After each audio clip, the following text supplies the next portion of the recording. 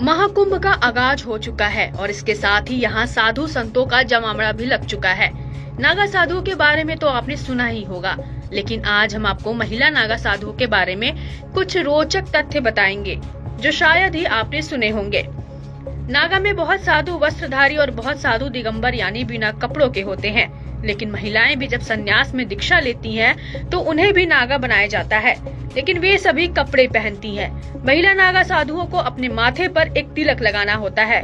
उन्हें एक ही कपड़े पहनने की अनुमति होती है जिसका रंग गेरुआ होता है। महिला नागा साधु बिना सिले हुए कपड़े पहनती हैं, जिसे गंती कहा जाता है। नागा साधु बनने से पहले महिला को 6 से 12 साल तक ब्रह्मचर्य का पालन करना होता है।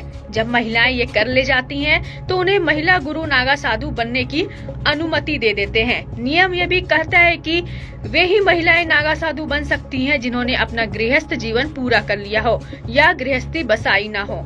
सिर्फ इतना ही नहीं, महिला नागा साधु उन महिलाओं को बनाया जा सकता है जिन्होंने किसी कारणवश गृहस्थ जीवन को त्याग कर दिया हो।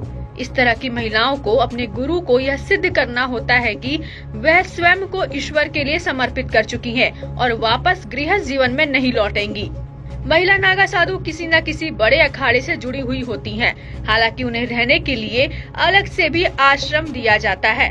अपने आश्रम में वे अन्य महिलाओं साधुओं के साथ अपने जीवन को निकालती हैं।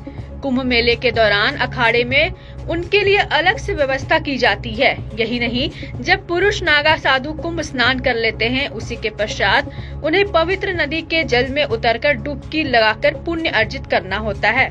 महिला नागा साधुओं के जीवन में कई सख्त नियम और परंपराएं शामिल है, खासकर पीरियड्स यानी कि मासिक धर्म के दौरान। तो आइए जानते हैं कि महिला नागा साधु पीरियड्स के दौरान महाकुंभ में स्नान और अन्य धार्मिक प्रक्रियाओं को कैसे संपन्न करती हैं। महिला नागा साधु के लिए पीरियड्स के दौरान कुछ विशेष नियम होते हैं। जब कोई महिला नागा साधु यानी कि पीरियड्स में होती हैं, तो वह पूजा और भगवान को छूने से बचती हैं। इस दौरान वे राख शरीर पर लपेटे रहती हैं और गंगा या संगम में स्नान नहीं करती है। इसके बजाय वे अपने शिविर में जल स्नान करती हैं। कुछ लोगों का मानना है कि महिला नागा साधु पीरियड्स के दौरान गंगा जल का छिड़काव करती हैं, लेकिन गंगा में स्नान नहीं करती। कुंभ के दौरान महिला नागा साधु के लिए एक विशेष माई बाड़ा बनाया जाता है, जिसमें सभी महिला नागा साधु रहती हैं। आपको बता दें कि महिला को नागा साधु बनाने से पहले उनके बीते पूरे जीवन की जानकारी ली जाती है। क्या महिला भगवान के प्रति समर्पित है?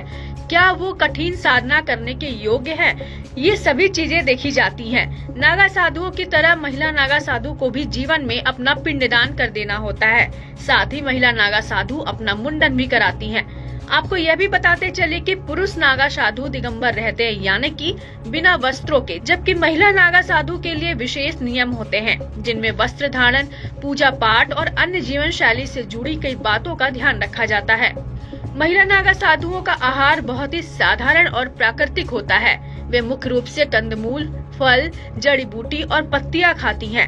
उनका भोजन बिना पका हुआ होता है और वे शाकाहारी होती हैं। इसके अलावा महिला नागा साधु का दिन पूजा पाठ और ध्यान से शुरू होता है। वे सुबह ब्रह्म मुहूर्त में उठकर शिव जी का जाप करती हैं और शाम में भगवान दत्तात्रेय की पूजा करती हैं।